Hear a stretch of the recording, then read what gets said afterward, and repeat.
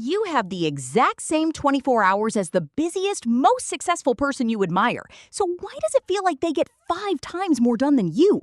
It's not magic. It's not luck. It's a specific set of skills. Skills anyone can learn, starting today. In the next few minutes, I'm going to walk you through the best time management skills that actually work. Not vague advice like, just be more disciplined, but real, usable techniques you can apply this afternoon. If you've ever felt busy all day but accomplished nothing, stay to the end, because skill number 5 is the one most people skip, and it's the one that changes everything. Hey everyone, welcome back to the channel. If you're new here, I make videos about productivity, focus, and getting more out of your day without burning out. Today's topic, the best skills for time management. Not apps, not hacks, skills, things you build once and use for the rest of your life. We're covering 7 of them, in order from foundational to advanced. Let's get into it. Skill number 1, prioritization, the Eisenhower matrix.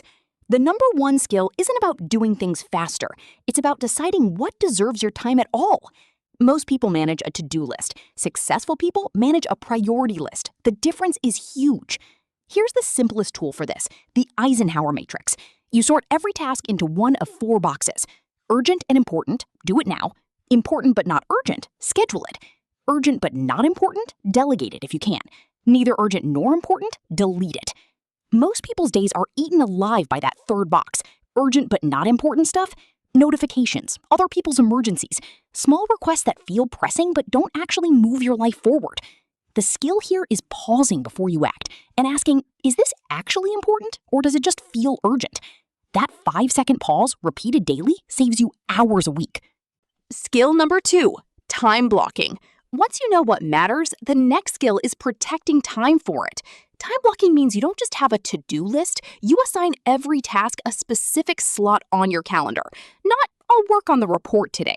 Instead, I'm working on the report from 9 to 10:30 a.m. Why does this work so well? 2 reasons. First, it forces realism. When you try to fit tasks into actual hours, you quickly realize you can't do 15 things in one day. And that's a good thing to learn before 5 p.m., not after. Second, it protects your priorities from your own impulses. When 10 a.m. arrives and your calendar says deep work, you're far less likely to check your phone than if your only plan was a vague mental list. Start simple. Block out just your top 3 priorities for tomorrow, tonight, before you go to bed. Skill number 3, the 2-minute rule and batching. This skill is about handling small tasks so they don't quietly drain your day. Part 1, the 2-minute rule. If something takes less than 2 minutes, replying to a quick message, filing a document, scheduling an appointment, do it immediately instead of adding it to a list. Lists are for things that take real time and thought. 2-minute tasks just create clutter and mental overhead if you postpone them. Part 2, batching. Group similar small tasks together instead of doing them one at a time throughout the day. Answer all your emails in 2 dedicated windows instead of every time a notification pops up. Make all your phone calls back to back. Run all your errands in one trip. Why? Because every time you switch between different types of tasks, your brain pays a switching cost, a few minutes of lost focus as it reorients. Batch similar tasks and you eliminate dozens of these tiny losses across your day. Skill number 4, single tasking and focus blocks. Here's an uncomfortable truth. Multitasking is mostly a myth. What you're actually doing is rapidly switching between tasks, and every switch costs you focus, speed, and quality. The skill to build here is single tasking, doing one thing with full attention for a defined period. A simple method for this is the Pomodoro technique, 25 minutes of focused work, then a 5-minute break. After 4 rounds, take a longer break of 15 to 30 minutes. Why does this specific structure work? Because it makes focus feel achievable. Nobody dreads 25 minutes of anything, but that short, defined sprint, repeated across a day, adds up to hours of genuinely deep, high-quality work, far more than 8 hours of half-focused multitasking. Try this today. Pick your one most important task, set a timer for 25 minutes, close every other tab and app, and just do that one thing until the timer rings. Skill number 5, saying no, the most skipped skill. This is the one I promised you at the beginning, the skill almost everyone avoids because it's uncomfortable, not because it's hard to understand.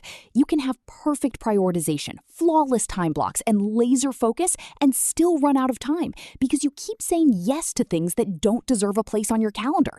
Saying no is a skill because it requires practice, not just willpower. Here's a simple framework. When a new request comes in, ask yourself, if I say yes to this, what am I saying no to? every yes is secretly a no to something else. Your priority project, your rest, your family time. Making that trade-off visible makes it much easier to decline things that don't deserve the sacrifice. You don't need a dramatic refusal. A simple, I can't take this on right now, but here's who might be able to help, protects your time while keeping your relationships intact. Practice saying no to one low-value request this week. Just one. It gets easier every time. Skill number 6, reviewing and adjusting, the weekly review. Time management isn't a set-it-and-forget-it system. The skill that ties everything together is the weekly review. Once a week, Sunday evening or Monday morning works well for most people. Spend 15 to 20 minutes doing 3 things. First, look back. What actually got done last week? What didn't, and why? Second, clear the decks. Empty your inbox, your notes app, any place loose tasks pile up, and sort them into your priority system. Third, look forward. Identify your top 3 priorities for the coming week before it even starts. This single habit is what separates people who occasionally have a productive day from people who are consistently productive year after year. It's the feedback loop that lets every other skill improve over time. Skill number 7, energy management, not just time management. Last skill, and it's the one that reframes everything else. Manage your energy, not just your hours. Not all hours are equal. Most people have a window, often mid-morning, when their focus and willpower are at their peak, and other windows where they're naturally lower energy. The skill is learning your own pattern and matching your tasks to it. Put your hardest, most important work in your peak energy window. Save low energy periods for easy, low-stakes tasks, replying to messages, organizing files, routine admin. Stop fighting your natural rhythm and start designing your schedule around it. You'll get more done in less time with less willpower spent forcing yourself through work you're not wired to do well at that moment. Let's bring it all together. 7 skills. 1. Prioritize with the Eisenhower matrix. 2. Protect your priorities with time blocking. 3. Use the 2-minute rule and batching for small tasks. 4. Single task in focus sprints. 5. Practice saying no. 6. Run a weekly review. And 7. Manage your energy, not just your time. None of these require special apps or expensive tools. They're skills. And like any skill, they get easier and more automatic the more you practice them. Don't try to install all 7 at once. Pick one, just one, and use it this week. Once it feels natural, add the next. If this video helped you, hit subscribe. I post new videos on productivity and focus every week. Drop a comment telling me which skill you're going to try first. I read every one. Thanks for watching, and I'll see you next video.